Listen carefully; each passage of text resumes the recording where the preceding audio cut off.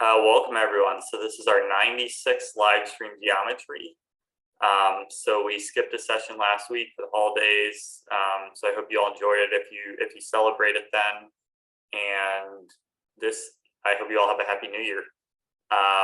So today we're going to go through some problems from both the Discord Junior Geometry Olympiad and just the normal Discord Geometry Olympiad. So all the problems have been released. I've been waiting for that to happen, and they're all really nice problems as usual. So if you'd like to join us in the future, feel free to email me at mgreenb801@gmail.com. We meet every Sunday at 8 a.m. US Central Time. All right, so I'm going to share my screen. All right. So here's the first problem I'm going to go over from the DGO. We have a triangle with circumcircle omega, and the tangents meet at T at B and C.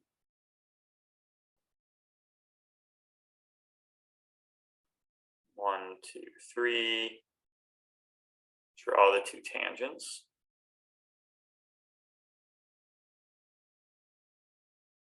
So median configuration, of course. AT is going to be median. Let me see if I can make some room here. So I'll shrink the diagram just a little bit. And if I do something like that, then we'll be able to see point T. Whoops, sorry. Trying to get it just the right size. I think that looks good. So this is T.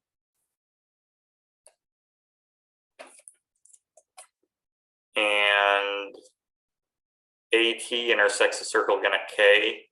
So we kind of don't even really need T because we know ABKC is harmonic, but it could be useful.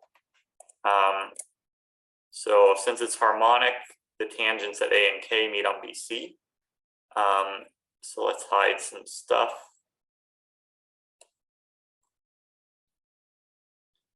So yeah, since AT is a symmedian, then ABKC is harmonic. Actually, it's harmonic by definition because the tangents at B and C and AK concur.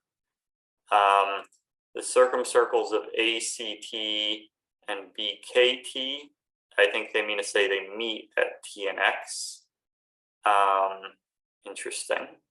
Okay, so we might need to make room for some more points here, or just move it to the right a little bit. Shrink it just a tiny bit. There we go. Move it to the right. So this should be point X. And the circumcircles of ABT and CKT meet at Y. Oh, I already drew CKT. Interesting. And BY intersects CX at Z. Interesting. I wonder if Z lies on the circumcircle of ABC. It kind of looks like it. Yeah, it definitely looks like it. So we can try to prove that. All right. Hey, Johannes, thanks for joining us. Hi. And hope you have a happy new year. Yeah, you too. So, first of all, so yeah, this is our first problem. And it looks like point Z lies on the circle. So that's probably the first thing we're going to want to show. And it says show that AZ intersects the circumcircle of BTC at the midpoint of XY. So a lot going on here. Michael. Yeah. What do we do when we see 4 circles through 1 point? Mikkel. No, inversion. Inversion. Okay. My bad. Okay. So we want to invert about T possibly. Yeah, exactly. Inversion of T with the radius TB equals DC. All right. Okay, so that inversion, it fixes B and C. It takes this circle to the line BC.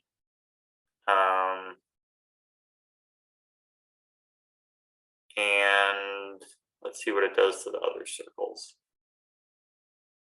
So this circle gets mapped to this line. And this circle, C stays where it is. A goes to, let's see, reflect about circle. Yeah, I guess I could draw this. Where does A A go? goes to K since the circumcircle of ABC is orthogonal to the circle around T. Okay, so A and K get swapped. Yeah, basically TK times TA is TB squared because those triangles are similar. Okay. So yeah, these circles, this circle goes to CK, goes to line CK. The other circle goes to line BK. Okay, so we want to see where does X go to. So let me think about it. So this circle, since it goes to CK, X would be the intersection of this, and this one goes to AB. Okay, so that really simplifies it quite a bit. So it looks like, do these really concur? It could be. Yes. So let's think about that. So X goes to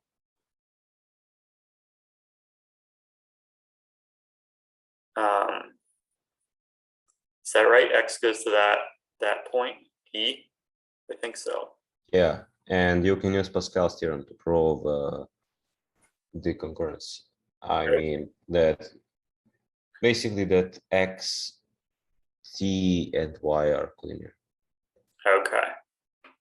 So if we actually draw this whole line, then these three should also concur by Pascal's. Yes. All right. Okay. So then the problem's let me think about this. So I'm going to hide a bunch of stuff that we don't need.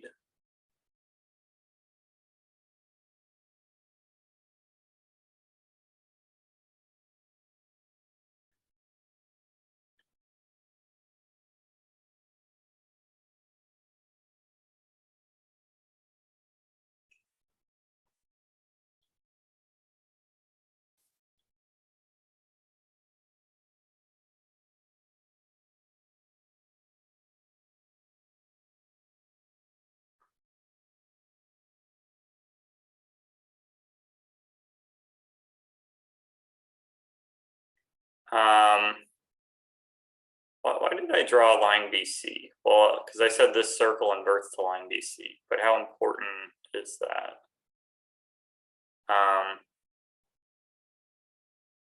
Maybe let's think about this. Okay, so this, okay, let me get rid of that because it's calling it both F and T, I think. Don't know how F is defined, but yeah, we don't need an F. Just the T is will do. So D would invert to, I don't know if it's worth drawing this. You use that one special property about D. So if you knew that D was midpoint of XY, then as inversion preserves cross ratio, then XY, D, and infinity is harmonic. Yeah. And when you invert, you have X prime, Y prime in your picture. Those are E and G. point at infinity is t, and d is the inversion. So basically, the inverse to a point such that you have a harmonic bundle, in which case this is a point f. Okay, so we want to show that f, is it f, g, d, and e are harmonic? Sorry, I'm trying to,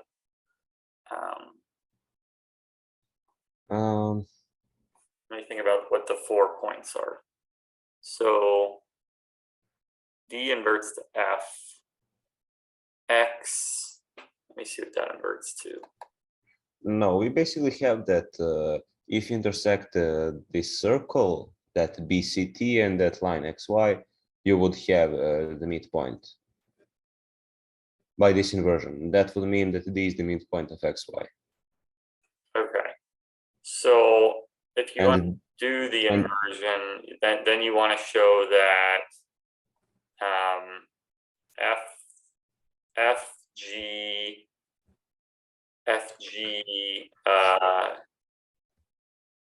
FGET is harmonic. Sorry, FGET is harmonic, yeah. FGET. Okay. If you define D as the intersection of circle and line XY. Okay. All right.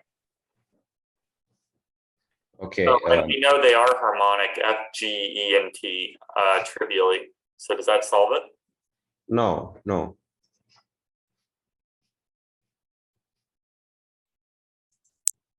You still want to show that A, Z, and D are collinear. Oh, okay.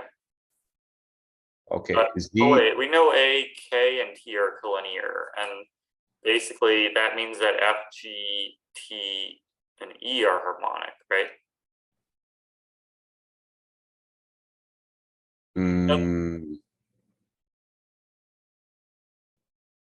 Right? We know that F, G, T, and E are harmonic just because A, T, C, E, and B, G concur, right? yeah. So if you invert those about T, T goes to infinity, F goes to D, and do the other two go to X and Y? E goes to X, G goes to Y. So then that would show that XDY infinity is harmonic, which means that D is the midpoint of XY, right? Yeah. Okay. So do we even need to show that A, Z, and D are collinear? Yeah, we need. We just show that D is the midpoint of XY. Okay. Okay. So we showed D is the midpoint of XY. Oh yeah. You're right. And Z inverts to the intersection of circles ETC and GTB. ETC and GTB.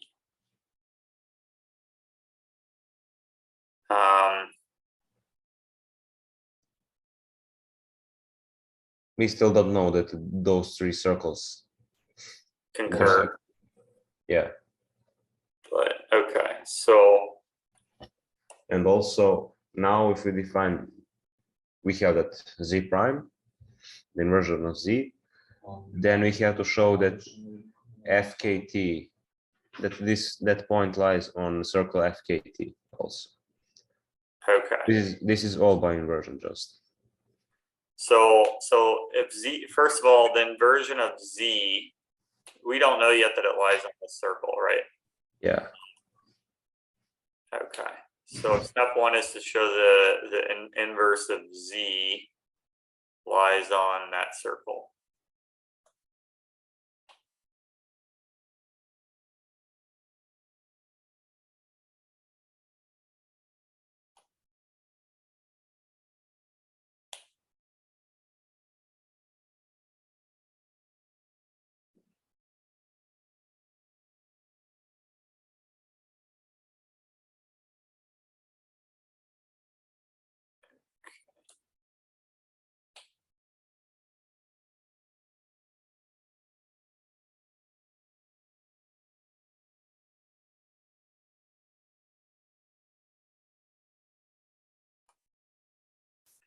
ZK parallel to FG? I wonder.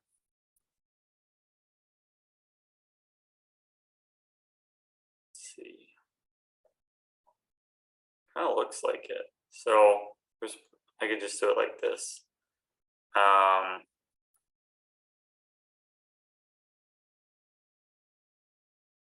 Yeah, it looks like ZK is parallel to FG. Yes.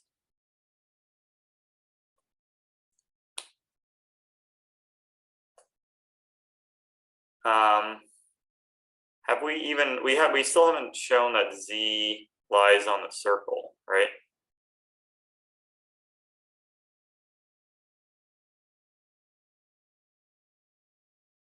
That is equivalent to showing inverse lies on that circle ABC. Okay. And also what I found is that that point Z prime inverse is the like the Michael point of BCGE. Oh, really? It's not surprising Yeah. if you think about it. Okay. So, yeah, the Michael point. So basically, I guess we could just take the circumcircle AEG. That might be the easiest way to think about it. So.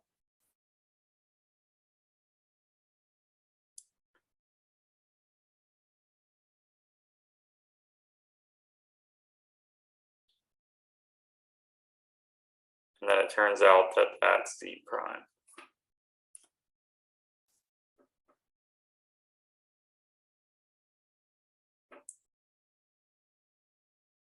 Yeah, because all the other circles you said it had to be on before. Kind of suggests it might be the Michael point. Okay.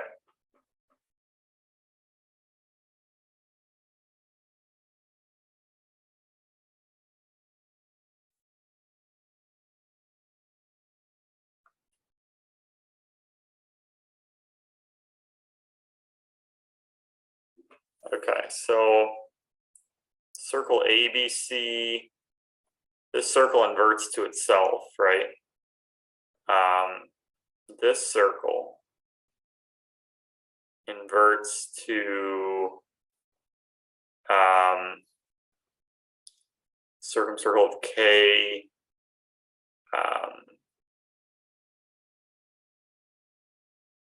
KXY.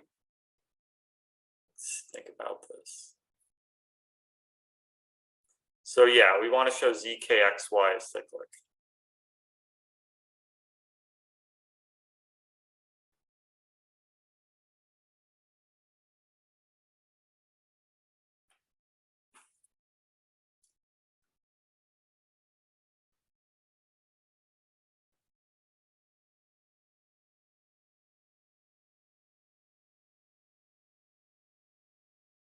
I wonder if that's just an angle chase. So if ZKXY is cyclic, that's equivalent to saying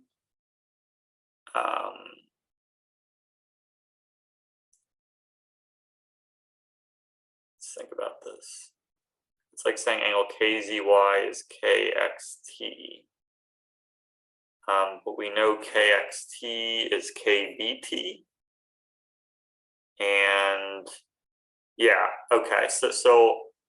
So basically, if we know that Z lies on the circle, then we know that this is the inverse. So yeah, but I think that might be what you said already, that they're equivalent, right? Showing Z lies on the circle is equivalent to showing the inverse lies on the circle.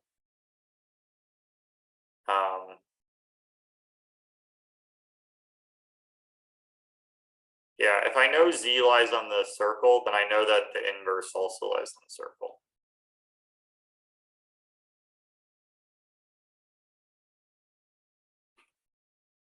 But proving the converse, I'm not sure it's that easy.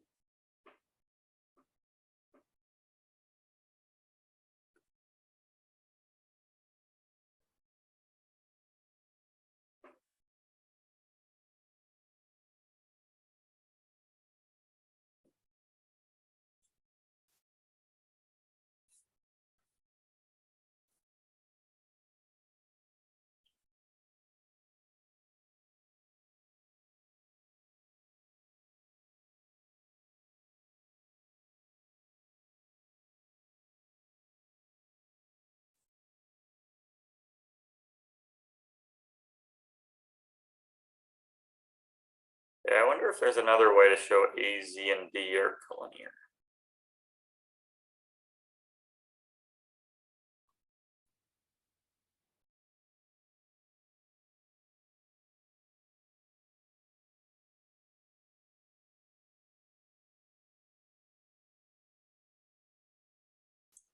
Yeah, let me think how everything's defined.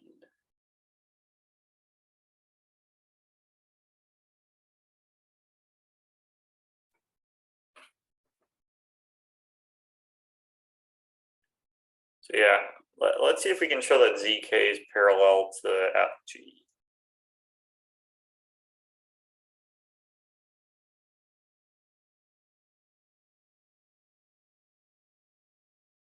So we don't, let's say we don't know that Z lies on the circle.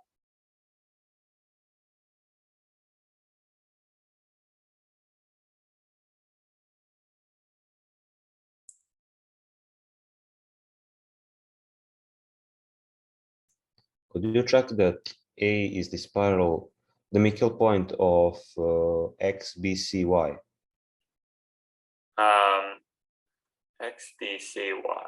Let's see. It just looks like it. So sorry.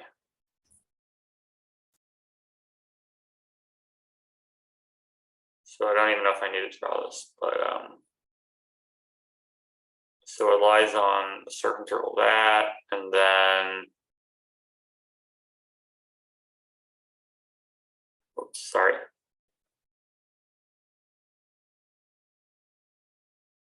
Let's draw the circumcircle this. Yeah, it is.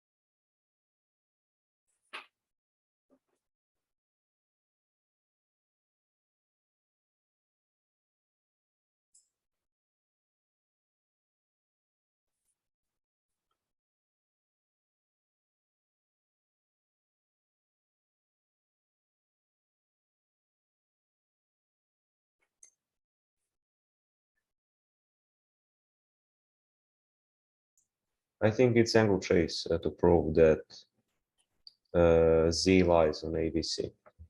Oh yeah. Yeah.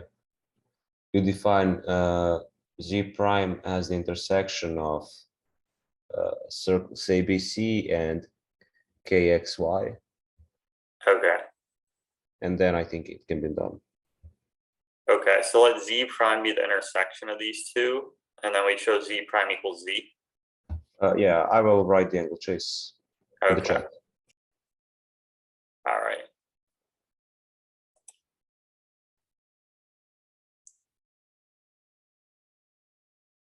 Okay, because X and Y can be defined without Z. Okay.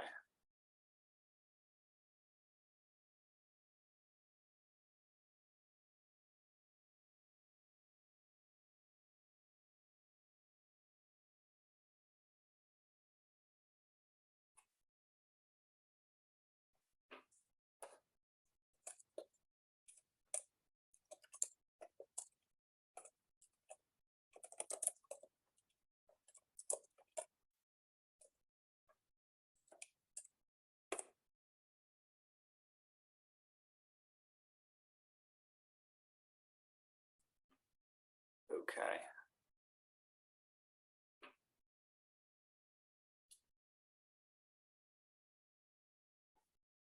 All right.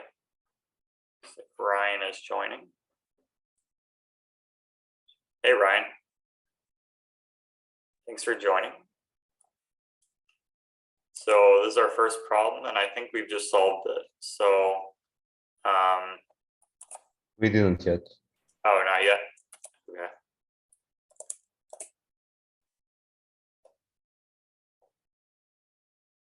so angle y z prime k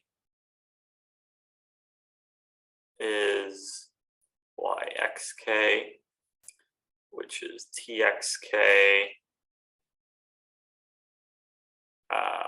which is tbk, which is bak. BAK is 180 minus BZ prime K. Okay. So, oh wait, that's, okay. So that means that B, Z prime and Y are collinear, which, okay.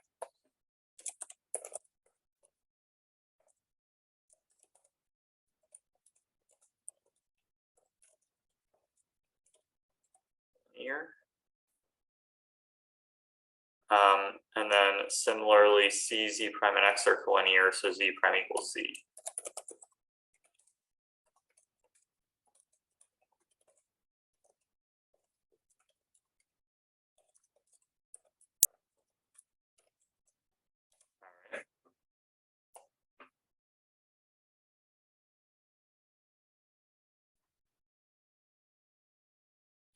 And then once we know that,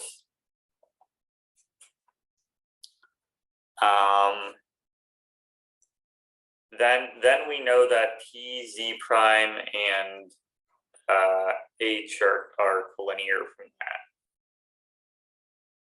But like, I guess because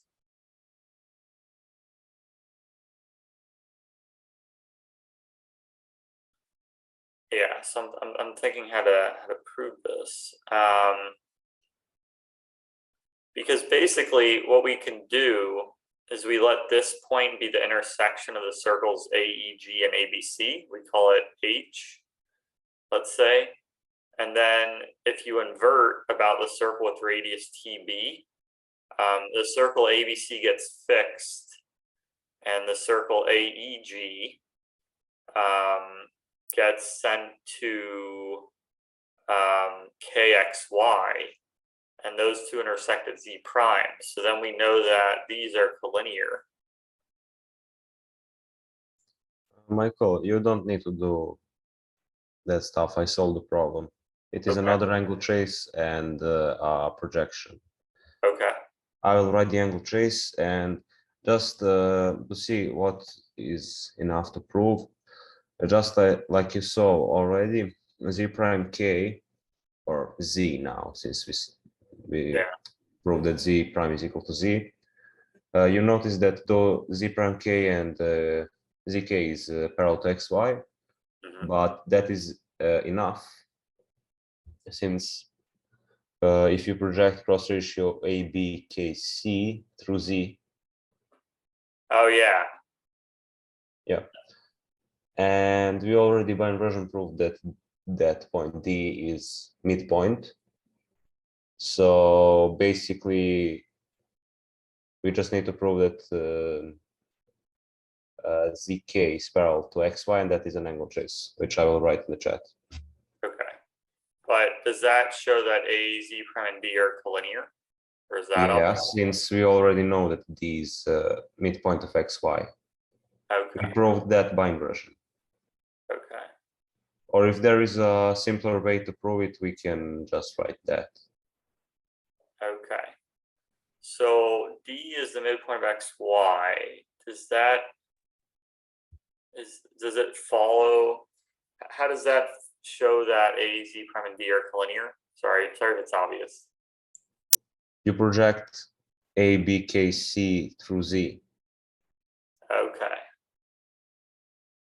K Oh, goes to infinity, B and C go to X and Y, and A goes to then the midpoint of XY. So that has to go to the midpoint. That makes sense. Okay. Interesting.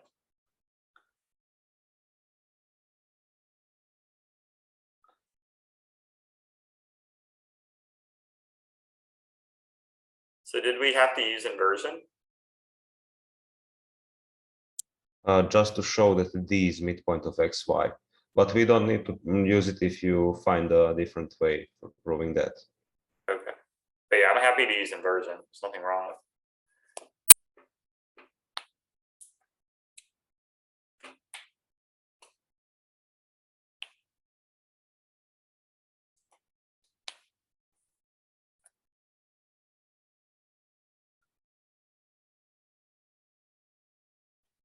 Also, it may be useful just to show that X, T, and Y are collinear.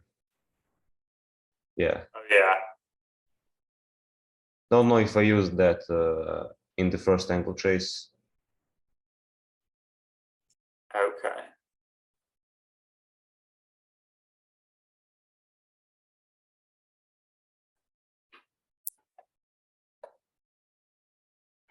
All right.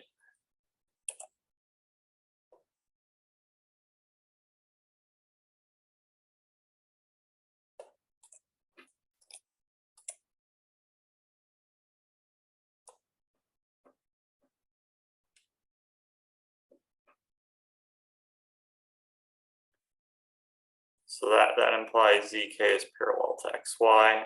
Yeah, let's see if we could show X, T, and Y are collinear. Okay, so this.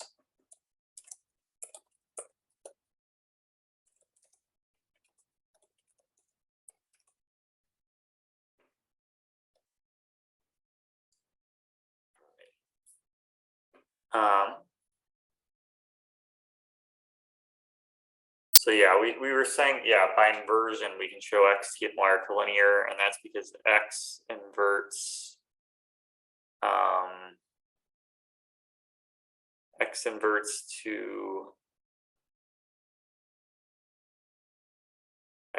to E and Y inverts to G. And E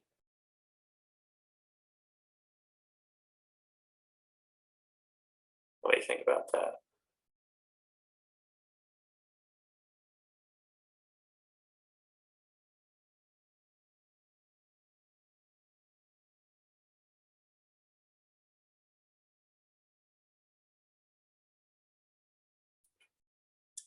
Okay, so if X is the intersection of so ACT, I'm just trying to keep this in my head, inverts to CKT, and no, inverts to line CK, and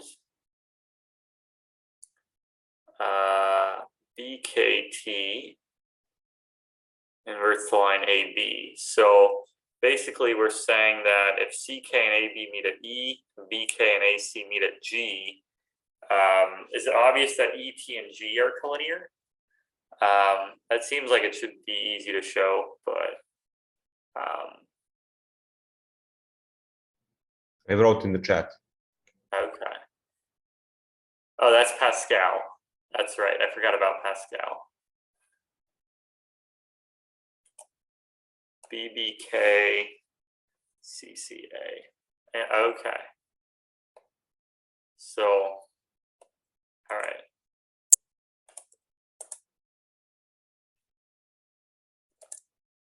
So E, T, and G are collinear. And that implies that X, Y, and T are collinear.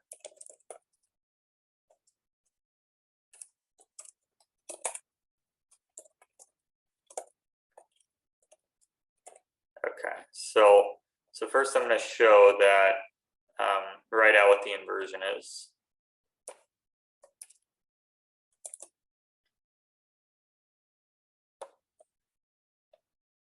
So invert about T with radius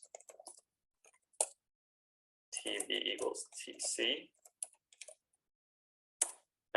X goes to E and Y goes to G.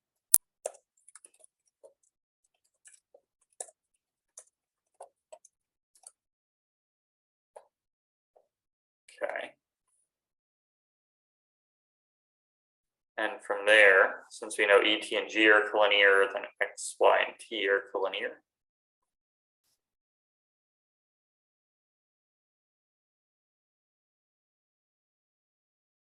In fact, You should write those stuff before Z prime, since I used that X, T, and Y are collinear. Yeah, I agree. So maybe all the way at the top, actually. Sorry, it was a little messy, but I'll fix it in just a second. Okay.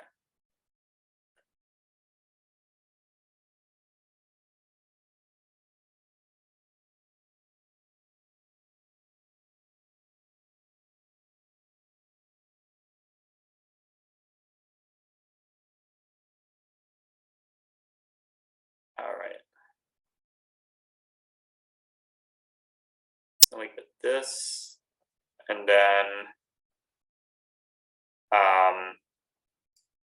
ABKC is harmonic, and we can project those through Z prime, and that solves the problem.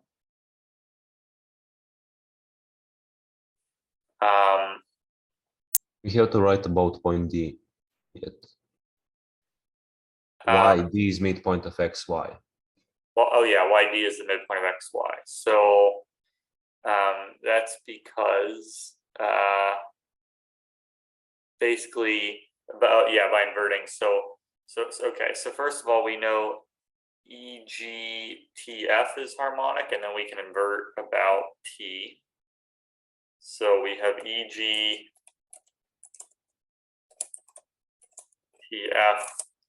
is harmonic.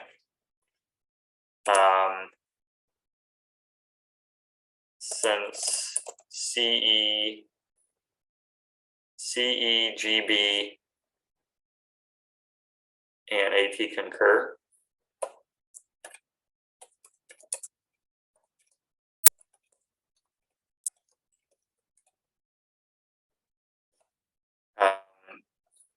So inverting these 4 points about TE with radius TB.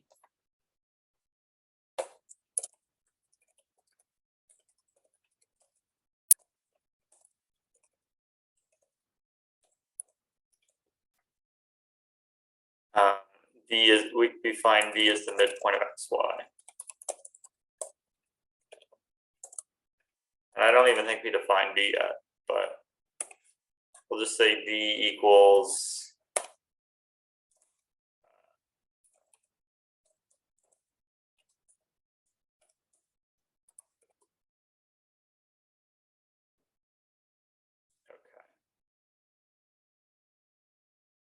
and then if we projecting, so ABKC is harmonic, and then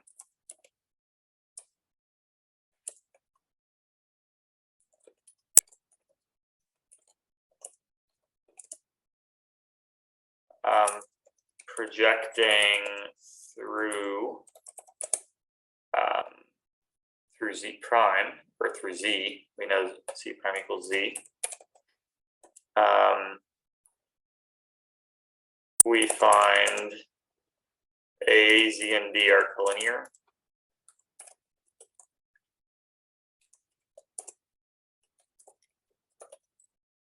And that implies AZ, that implies the problem.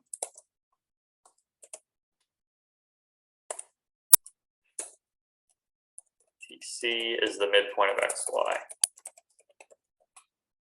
Cool. So we used a little Pascal, a little bit of inverting cross ratios, a little bit of everything. Inverting cross ratios, Pascal. So yeah, it's a good one. All right. So I'll try the next problem.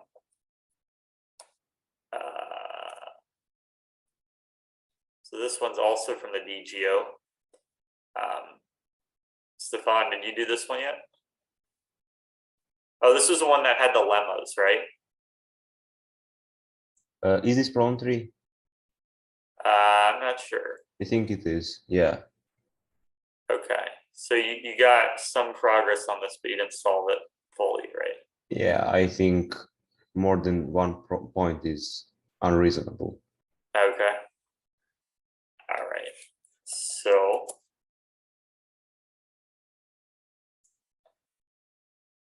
have you guys ever heard of the ortho transversal? I saw Evan Chen mention it on his channel, but I'd never seen it before. What is that? So it says, like, if you have a triangle ABC and a point P, and you take the perpendicular, you take the perpendicular to AP through P, and you let it meet BC, and then you define the other points symmetrically, then those are collinear. Oh yeah, I stumbled upon that in some handout on Desargues' involution theorem. You Oh, can really? actually prove it using that. Oh, Is interesting. it trivial? So that trivializes it. Yeah. How do you use DDIT there? If you draw the whole sketch, you say call that point A prime maybe. Okay.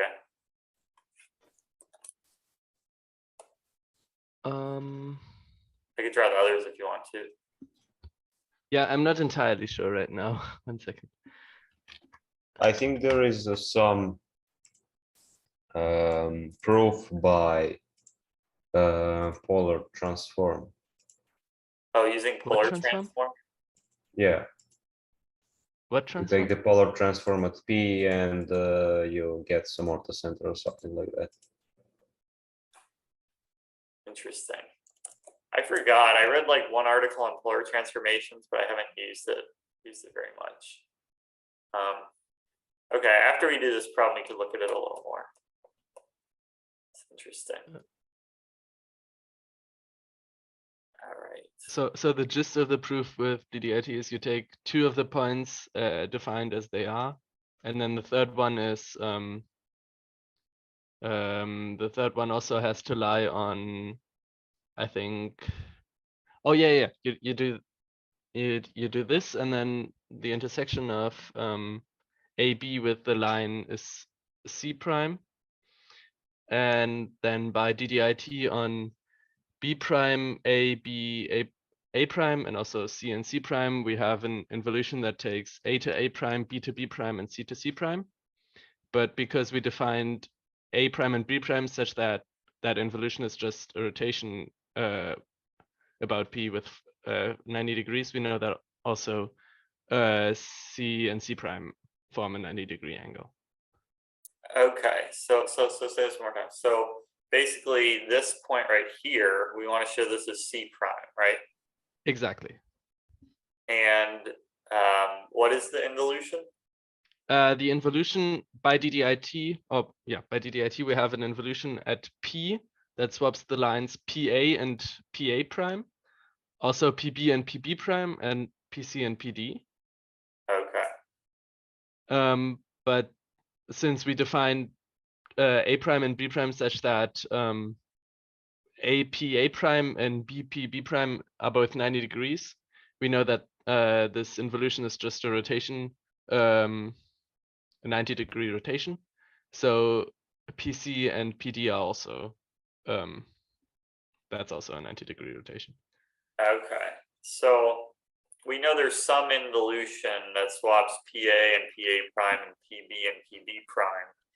And if you take that involution and you project it onto this, how do we know C goes to D? Because the points B prime A, ABC and A prime B prime D form a complete quadrilateral. We know by DDIT that the involution taking AP to PA to PA prime and PB to PB prime, so this is an involution on the pencil of lines through P, that this involution also takes PC to PD. That is where you use Desargues involution theorem. Okay. And because an involution, because it's projective, it's defined by just 3 points, and we already have 4. We know where it takes A prime, B, and B prime, which is rotating them by 90 degrees. So it takes every point, or every line actually. It rotates every line by 90 degrees. By 90 degrees. That's really interesting. Wow. That's so powerful, DDIT. Interesting. All right. Good to know. All right. So back to the original problem. So we have a triangle ABC with point P. Just for my second lemma, will you draw a variable point on line BC, not the segment, but line, and draw all lines AB, BC, and CA, just so you could see better later what I have to tell you. Okay, it's just a variable, just like a point on BC. Line BC, so not segments. Delete the segments and draw all lines. Okay. The triangle.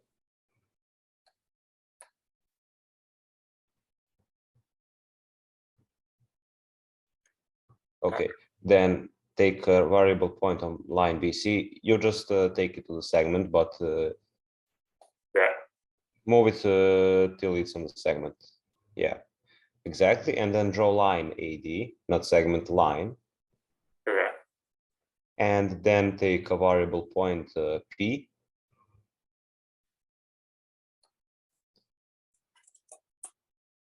Okay, and then intersect BP and CP with sides. Okay. Basically, this P is just like in the problem, but here we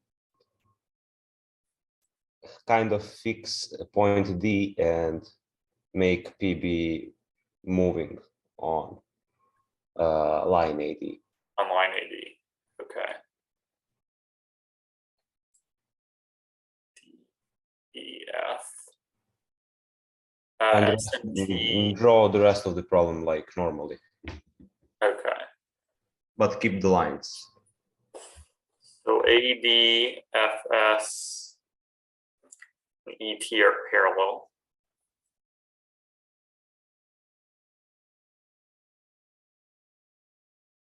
All right.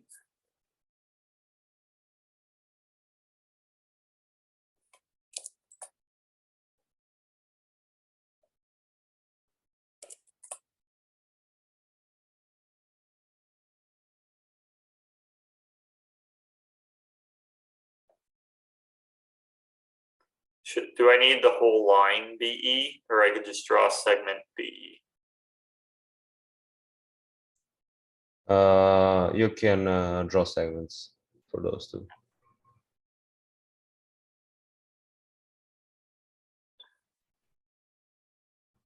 Are there any, do I want to keep all the other lines? No. Okay, just BC, or also A, like, for AD, do I want to draw the whole line? You will just keep line BC. Okay. Others you can draw segments. Okay.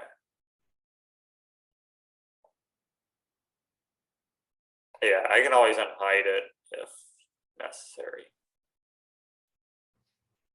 All right. So that's S and T. K and L are on ABS and ACT.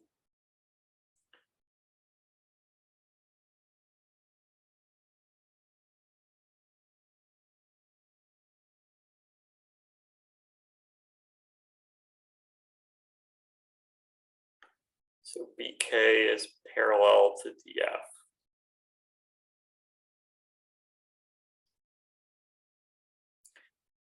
Yeah, let me draw this a little better. Make it bigger.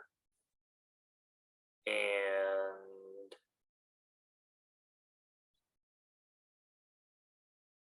yeah, if I make P lower, it looks better. Okay. So BK is parallel to DF. And CL is parallel to DE. Okay, that's kind of a nice diagram. I wonder if KA, I don't think it's true. KA and L are collinear. No, no way. All right. So that's L. We want to show that KBLC is cyclic. It's kind of a nice problem.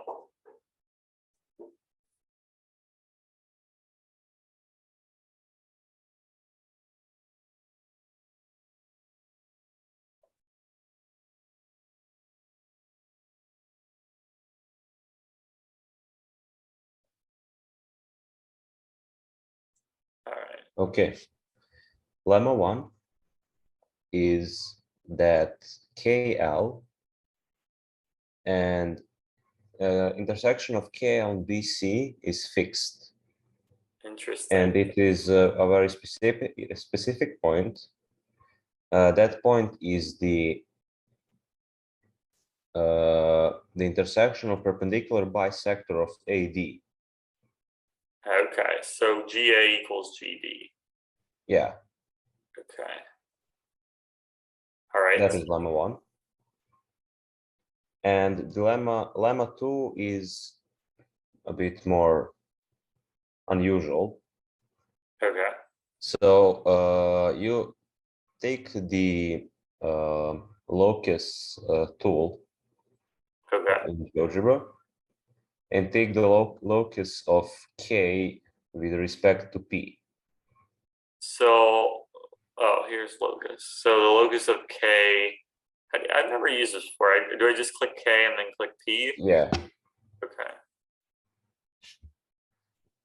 this is lemma 2. That locus is a circle which is tangent at, to line BC at B, and also draw line GA. Okay. It is tangent to line GA. Yeah, that would be true by symmetry if yeah, GA equals GD. Yeah. So those are the two lemmas.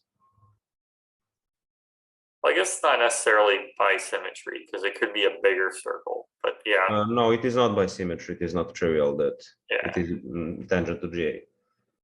Okay, interesting. And in fact, those two lemmas finish the problem because you could have an inversion at G with radius, I think, GB times GC, and it will swap circles, those two circles, the locus circles of K and L. And that would basically just mean that KBCL are cyclic.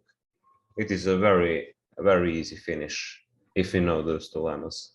So it would swap this circle with like the circle. Yeah, the circle which L makes when P moves. Okay. So we could do another locus, that circle. Yeah. Interesting. All right.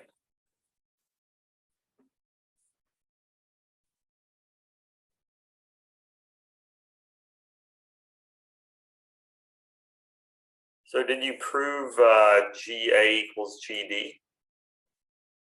I didn't prove either of those two lemmas. Both look very hard to prove. Interesting.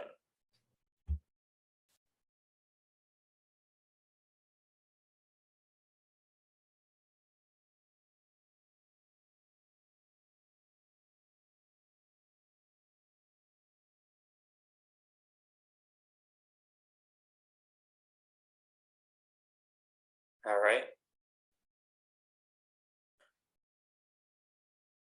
You ever use trace?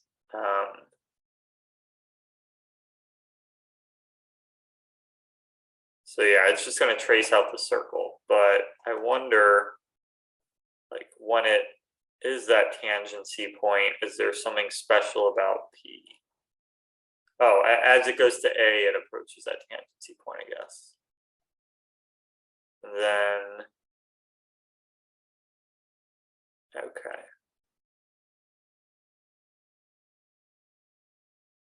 So, yeah, let's think about this.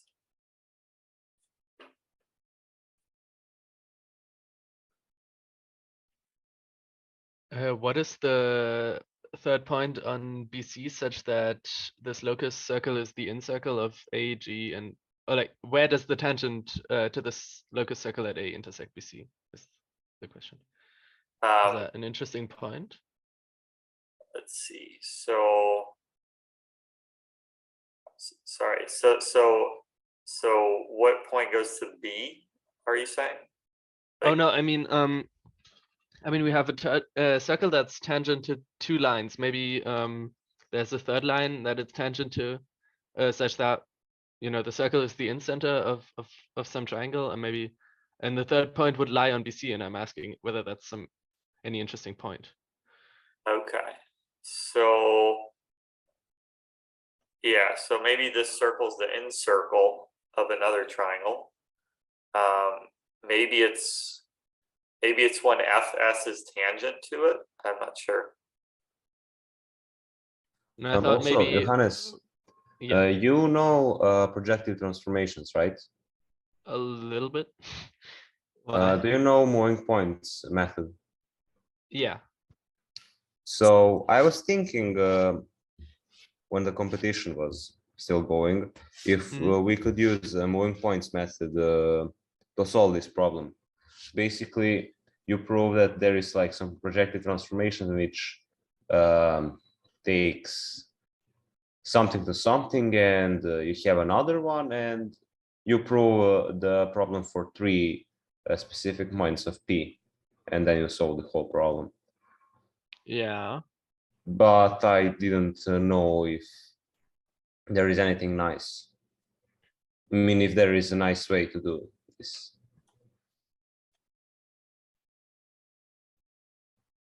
Well, it actually looks possible. What I thought about, which maybe goes a little bit in the same direction, is actually discarding K and L. Actually, I don't think it goes in the same direction, but just intersecting BK and CL, which are not defined by K and L, they're just parallel to DE and DF.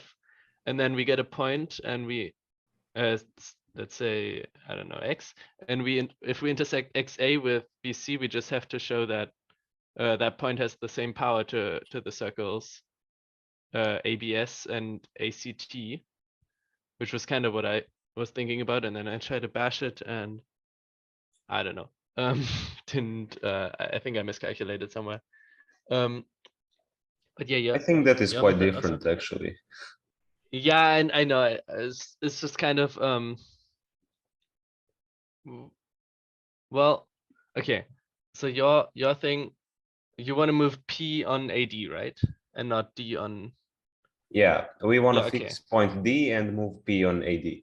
So you can definitely show that K moves on some conic.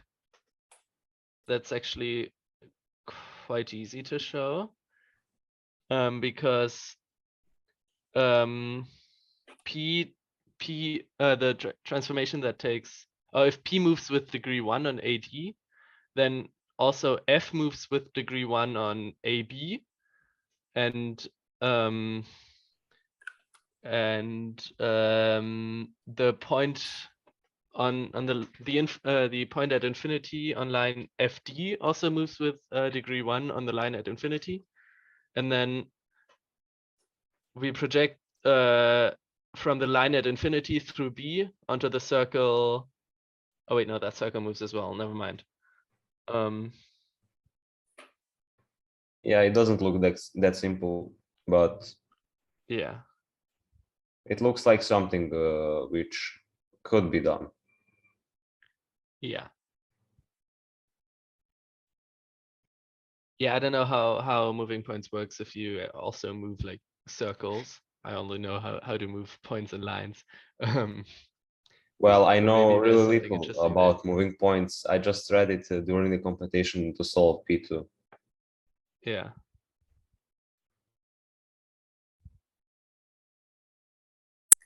So what if we start by defining G prime as like the intersection of the perpendicular bisector of AB with BC? And then I wonder if we can kind of work backwards. Just G. You don't have G prime. Yeah, we could just call it G. So basically, like, yeah, but what if we kind of like we could start like what if we want to show ABKS is cyclic. So basically, like we could start yeah, so BK is parallel to DF. So really we could hide a lot of the problem. So to show the first lemma you mentioned, we can hide a lot of things. We only need to show BK.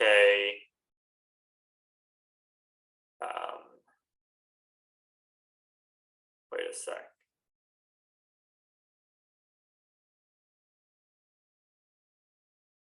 Let me think about this. Oh, no, because, yeah, it's not that easy, I don't think.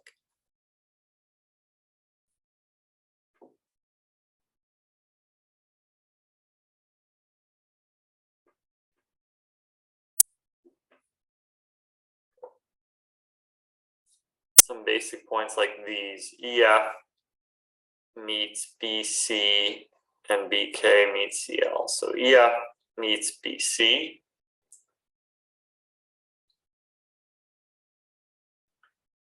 And BK meets CL.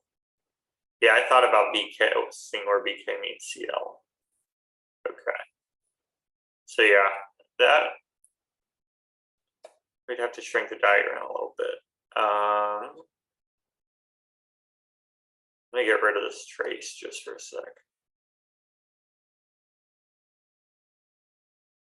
I want to make EF more slanted. Maybe like that. And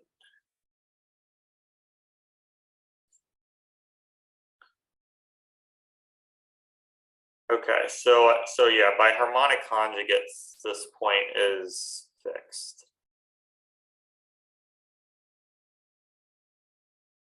So however I move P along AD, this point stays the same. So Ryan said you want to add those 2 points.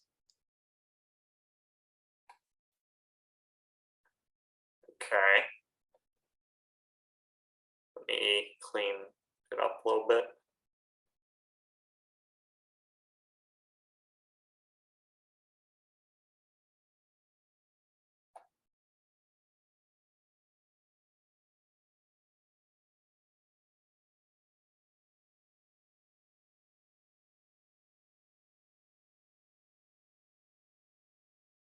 There we go.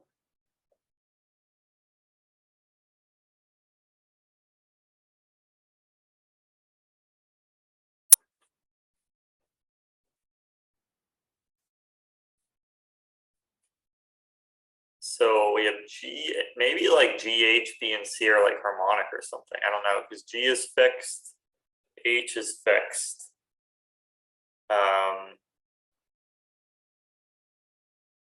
But yeah, I don't think that's true.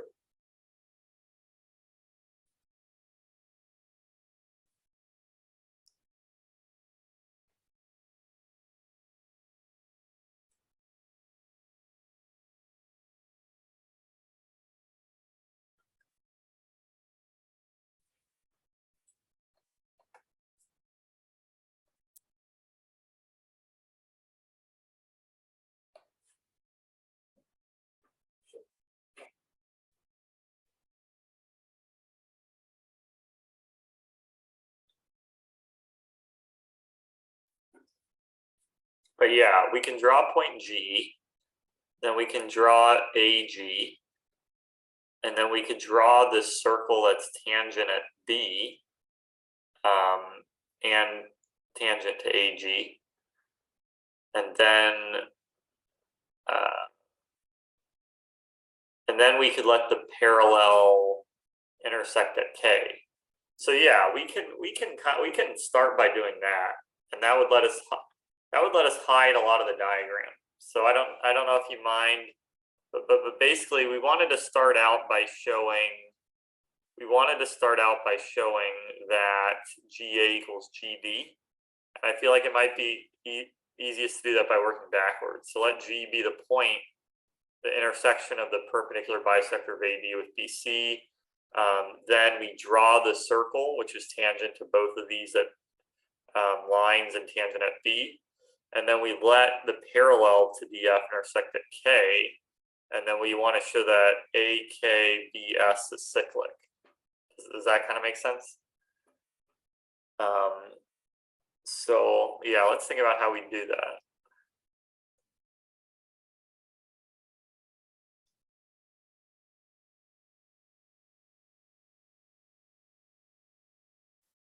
Okay, so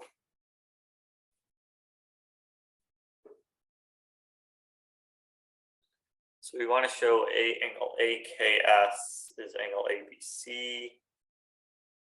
Can we make use of the tangent C's to show that?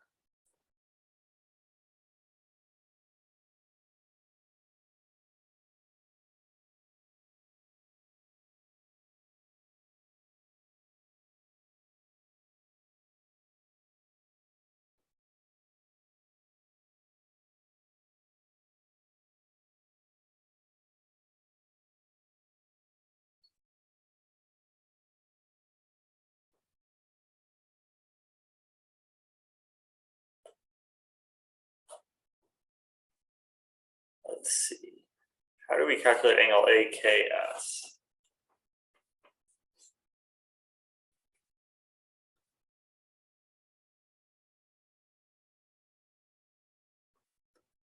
Oh, I know one way to calculate that, but it's not the greatest.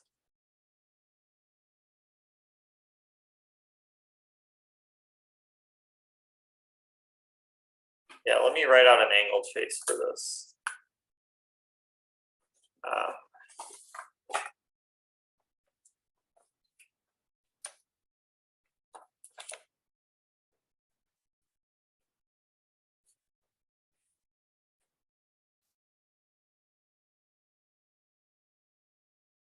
That's angle AGD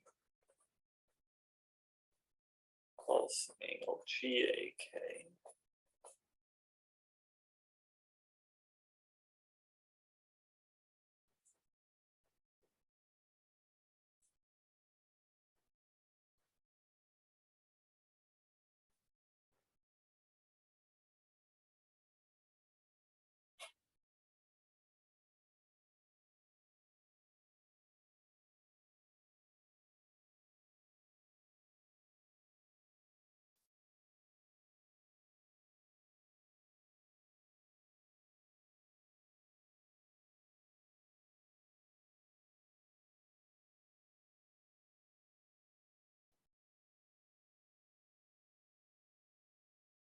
Okay, that's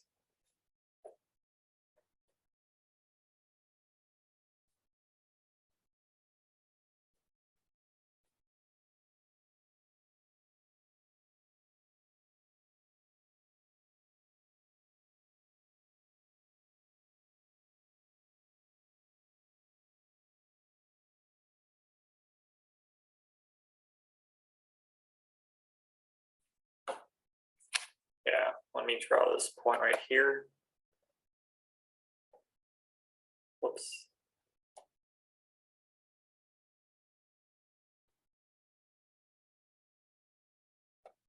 Yeah, I guess it just doesn't know that they're tangent.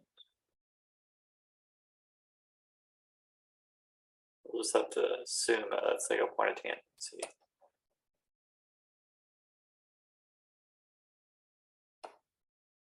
I think it just can't intersect loci with anything in general. Oh, really? Yeah, that makes sense. Okay, so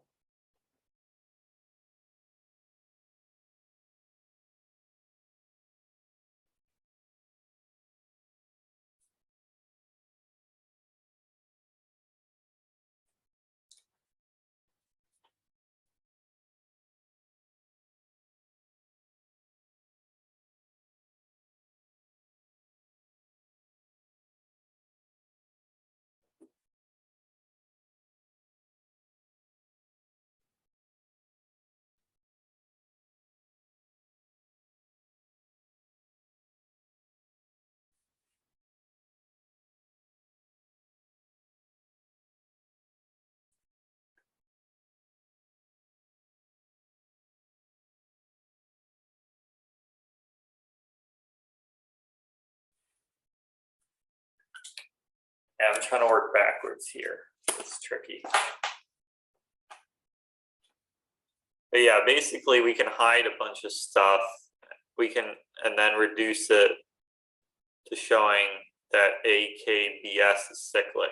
If we define K as the intersection of this parallel line with the circle that's tangent to these two at B. It's kind of what I'm trying to do.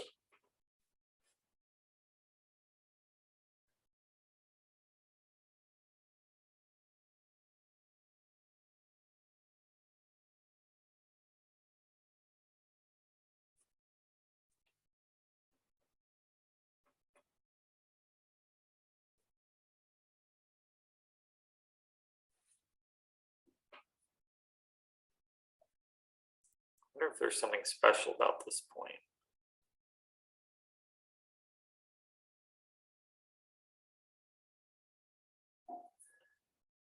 No.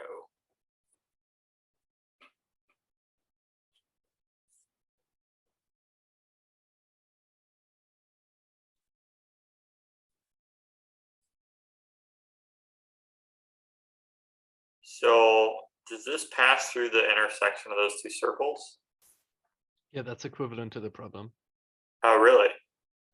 Because radical axis theorem. Oh, If yeah, you're right. KBCL, yeah. Yeah, good point.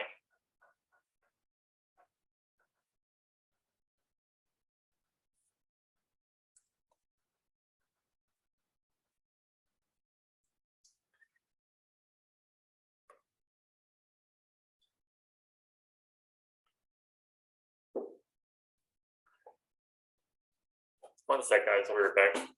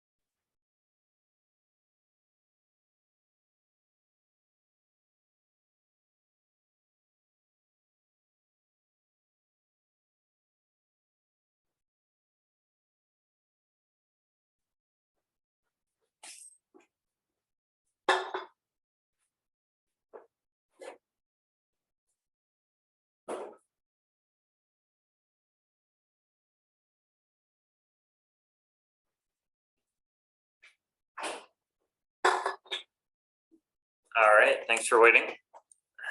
Let's see.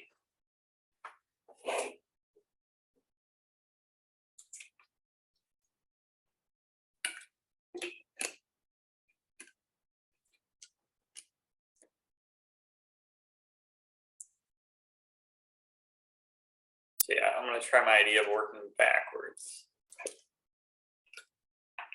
We have to use that DF and BK are parallel. I think that's key.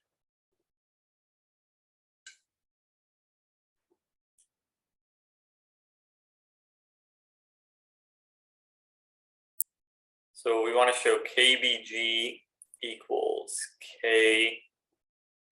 KAS, but KBG equals FBB.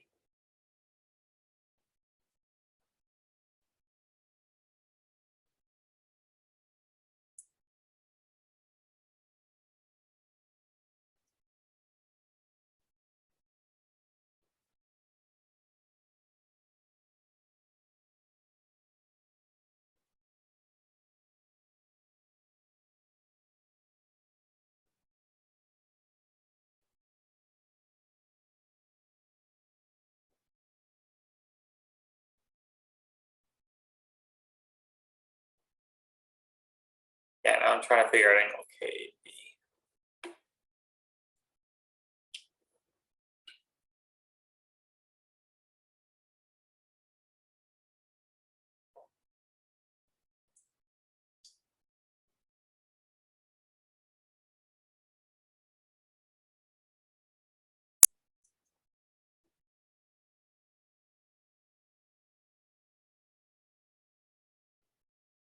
Yeah.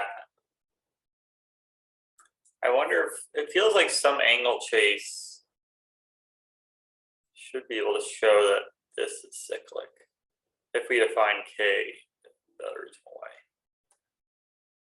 Then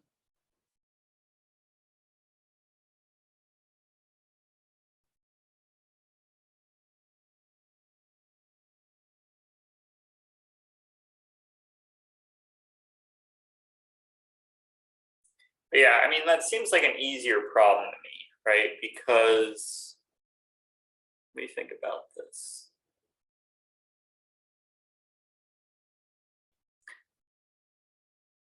In fact, I don't even know if we need point P.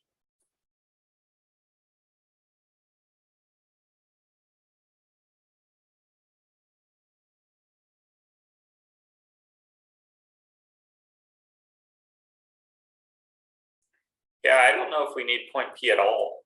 Like, what if we just do this?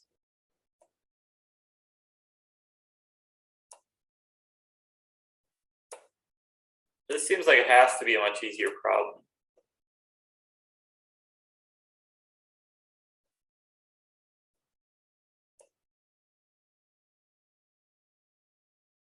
We don't need this. I mean, we could keep point P if we want, but we just don't need it.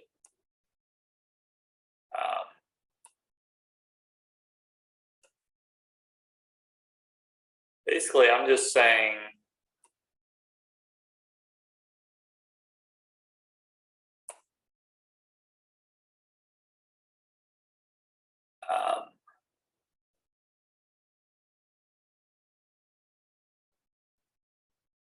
so let's think about this. Do we even need S?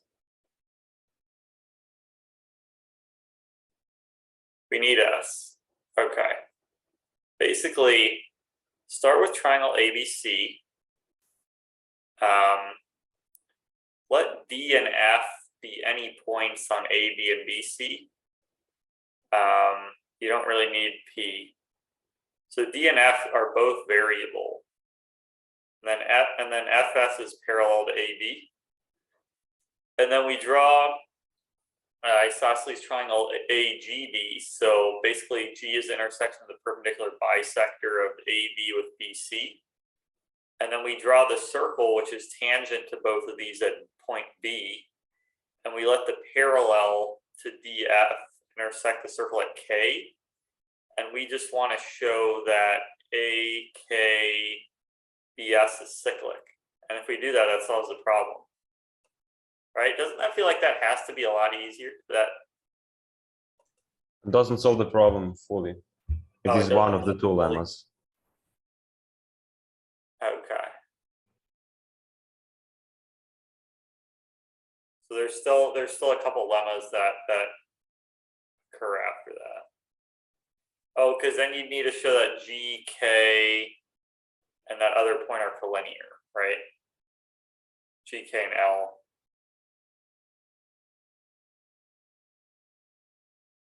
But yeah, do you guys want to start just trying to prove this, or do you want to go back to the full diagram?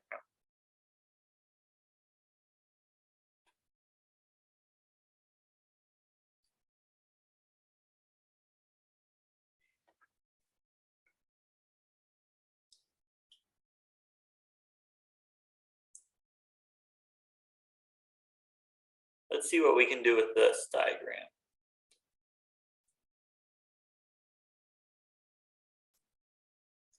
Yeah, D and F can basically be wherever they want. I'm going to get rid of J.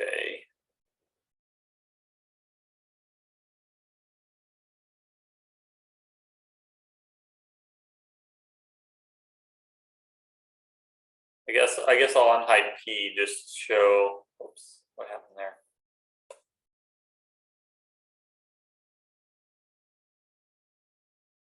But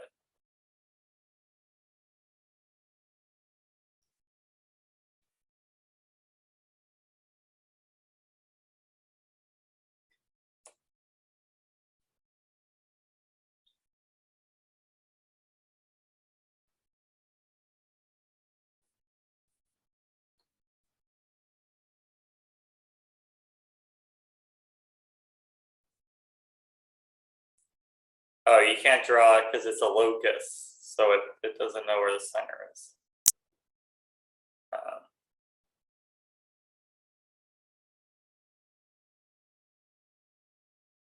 Yeah, I guess, can you choose a point on a locus? You can. Just doesn't know that it's a circle.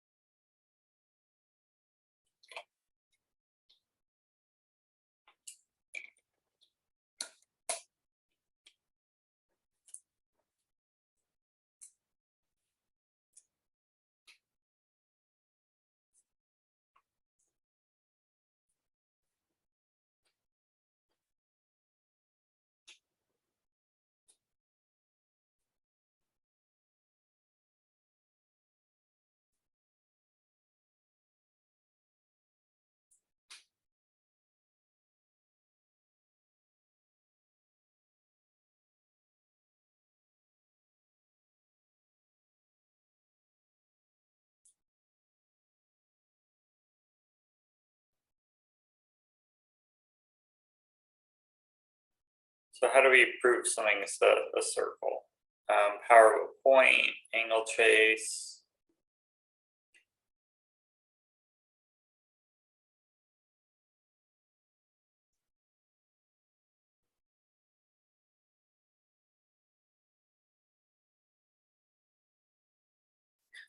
Let's see.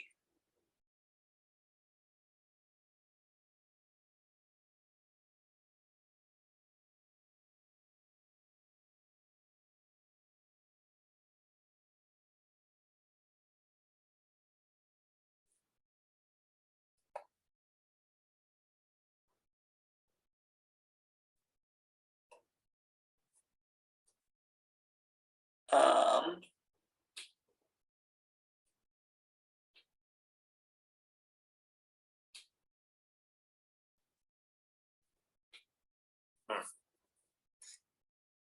can yeah, AKBS. So B and S, yeah, it's just point K is defined in such a weird way.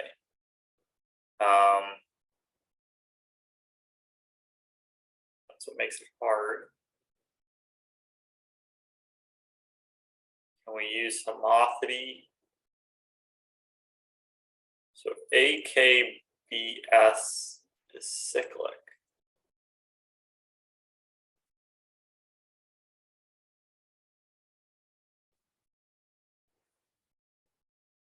what would that entail?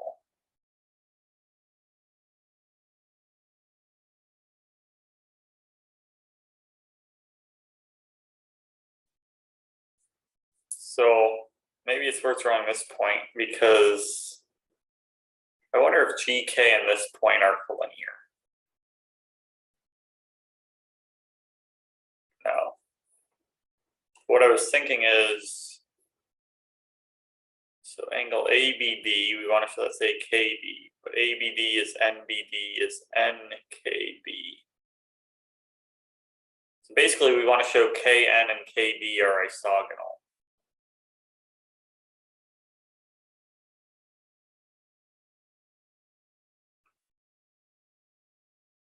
Yes.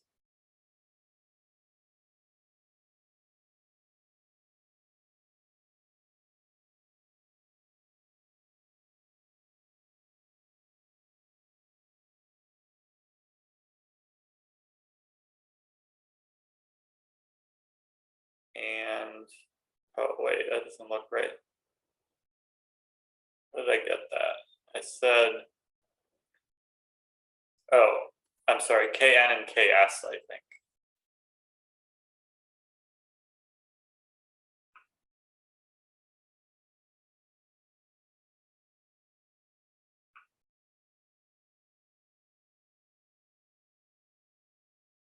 Yeah.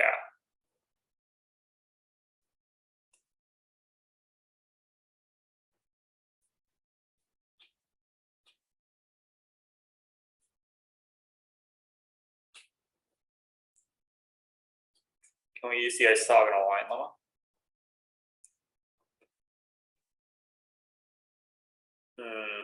Maybe not. But are those triangles similar?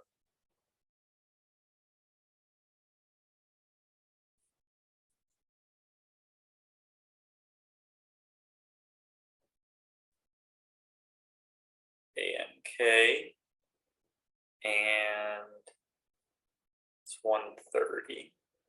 Yeah, so we want to show triangle ANK is similar to triangle SBK.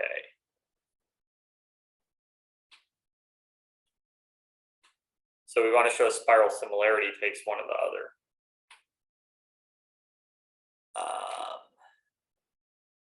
Which is the same as showing that triangle KBN is similar to KAS.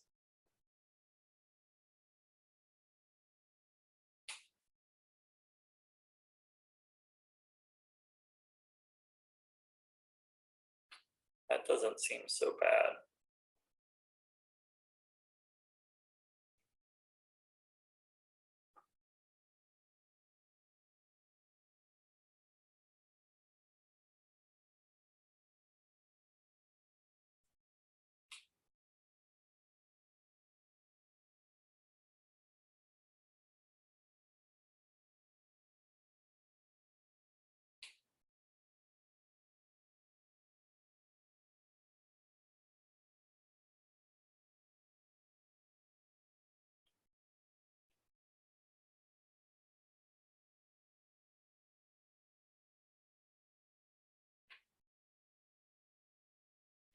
So we want to show K is the center of the spiral similarity, taking BN to AS.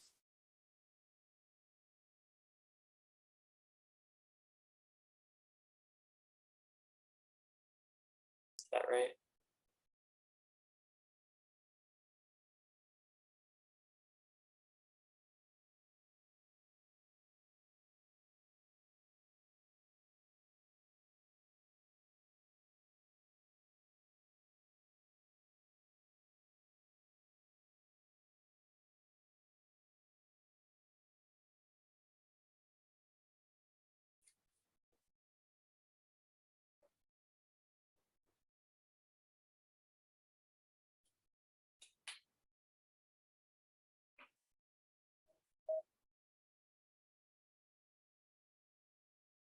So actually, maybe we could flip the problem around a little bit. What if we read, I keep trying to work backwards. What if we redefine K?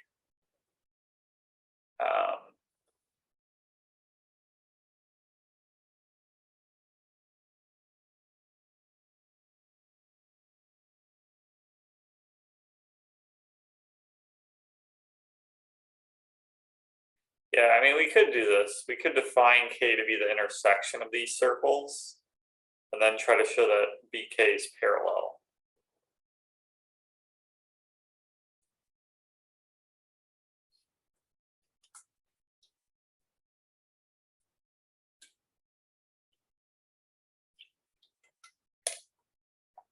And we'd have the spiral similarity.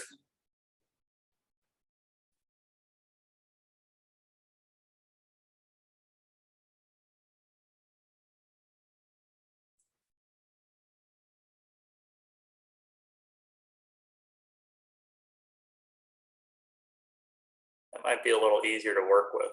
Yeah, because then angle KBG is angle KNG, which is angle KAS. What we want to show KAS is FDG.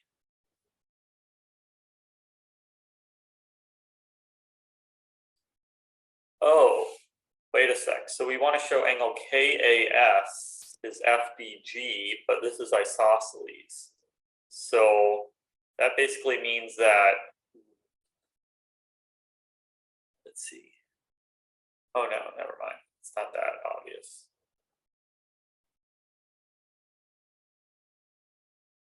But I wonder.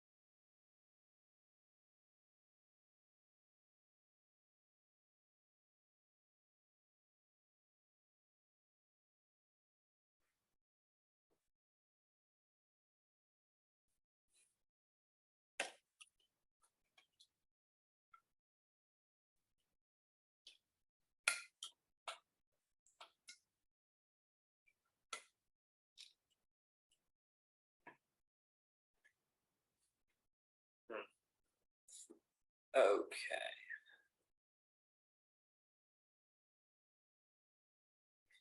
Want to try a different problem, or you want to go back?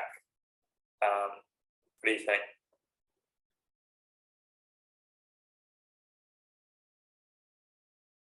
This problem is very hard, and I think it will take a really long time to actually solve it. Okay, let's try something else. So this one you already did, right? Yeah.